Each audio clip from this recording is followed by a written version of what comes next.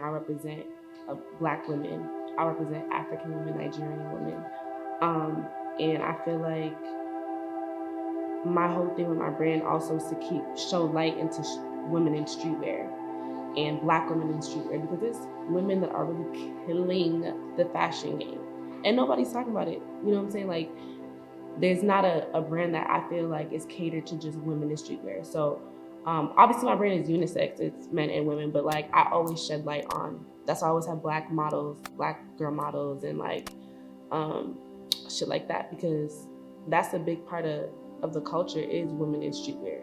And I feel like that doesn't get highlighted enough.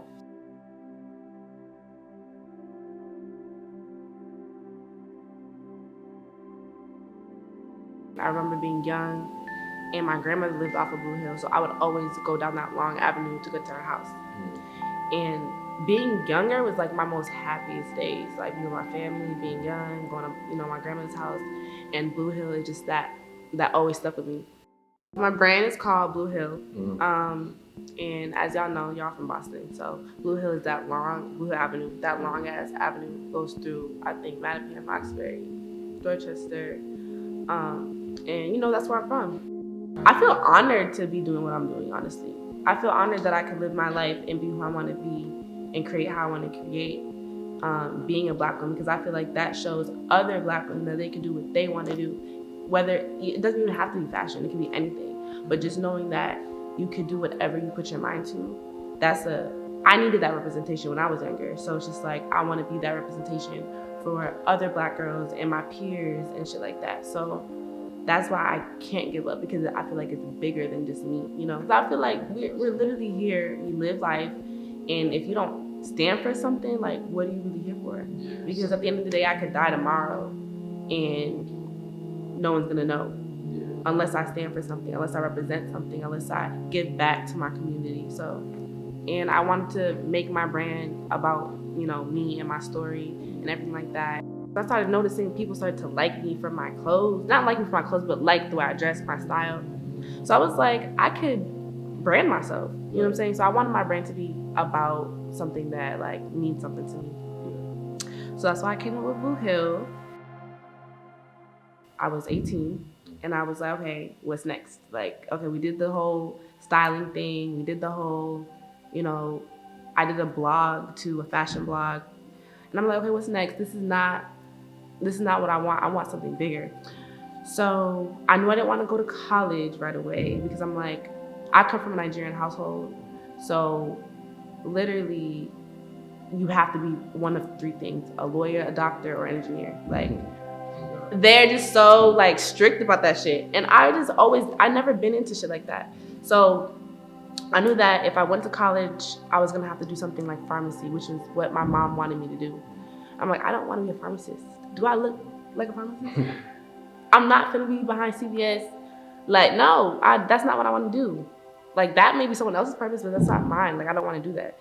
So instead of college, I went to the military. So I was in the Army for 4 years. I just need to get out of Boston. Like, I was just so tired of the same shit, because I knew that I wanted more, but I knew I didn't want to go to college, and I knew that I couldn't really move out anywhere when I have no money. So I went to the military. Horrible experience. I hated the military. The first year was cool. I went to Korea for a year. So I was living there for a year, and that just really made me understand like different cultures, and like that I could really see the world if I wanted to. I just didn't like the experience of having to do that and be in the military at the same time. And also thinking that I'm gonna pursue fashion and shit. But yeah, the Korea was actually a really good experience as far as like traveling, because I love to travel. But yeah, so I stayed in Korea for a year, and I actually attended Seoul Fashion Week in Korea at 18. So that showed me that anything is possible, because I did not set that up. Like, that wasn't a thing that I didn't go to Korea for that.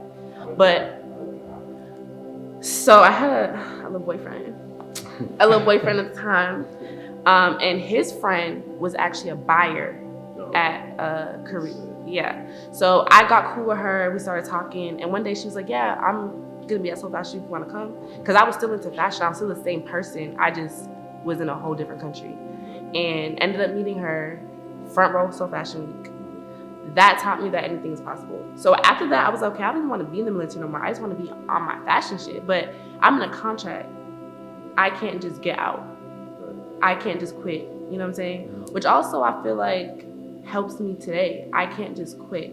If I'm committed to something, now I have to do it. So I tried to pursue school while I was in the military, and that kind of just wasn't working out because I didn't have any time. So now I'm trying to pursue school and do fashion and be in the military. It just was too much for me. And then like dealing with, you know, even the mental health issue of being in the military, like being always waking. I used to wake up at 6 a.m. every day and run miles. Like I used to have to shoot I know how to shoot for real. Like niggas is really shooters, like, and nobody knows that. And it's funny because I feel like when people meet me, they don't really get to see that side of me. So yeah, I had to wake up every day, Monday through Friday, waking up at 6 a.m. for formation, running miles, fucking ruck marching miles, like going to the field. I barely went to the field though, I'm not gonna lie. But yeah, it just like, it was a lot. It just sounded like some unnecessary shit. Some so unnecessary, it was just too much. Right. But I couldn't leave. So after Korea, I ended up in Columbus, Georgia, which is how I ended up in Atlanta. So I went to Columbus, Georgia, and that's where I did my last 3 years, because I did 4 years in the military. I did my last 3 years in Columbus, and I hated it. I hated being in Columbus. It was so country. I'm from the city. Like, I don't want to be in the country. So I would come to Atlanta a lot. And I just met people out here, creatives out here. I just attracted people that, you know, that I fuck with and that fuck with me. And yeah, so I've been here, really I've been in Georgia for like five years. But I've been in Atlanta for almost 2. How did Atlanta like influence pretty much like your whole style and everything? You're just being here all those years. Atlanta actually hasn't influenced my style. And I only say that because I've always dressed how I wanted to dress. I feel like because it's so different and it's not like how everybody dresses in Atlanta, that people gravitate towards that. Because I can step out and people know I'm not from here. You know what I'm saying? So I kind of like that. It's not about the recognition or the clout or the fame. Like, it's bigger than that shit. I feel like if you're asking God for fame and money, you're asking for too little. That comes with it. I'm not worried about that because I know that's gonna come with it. But I want to be remembered for how I make people feel. I want to be remembered for, you know, being a good person. I want to be remembered for, you know, being myself, wearing what I want to wear, being fashionable, and, you know, like, I can't be blessed if I'm a bad person. You know what I'm saying? So I feel like that's the whole point of life.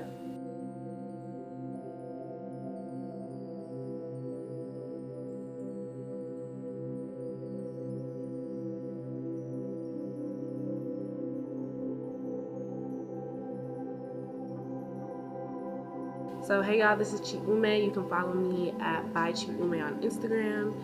Also, that is my Twitter. And if you're looking to shop with me, you can go to www.bluehillbychiume.com.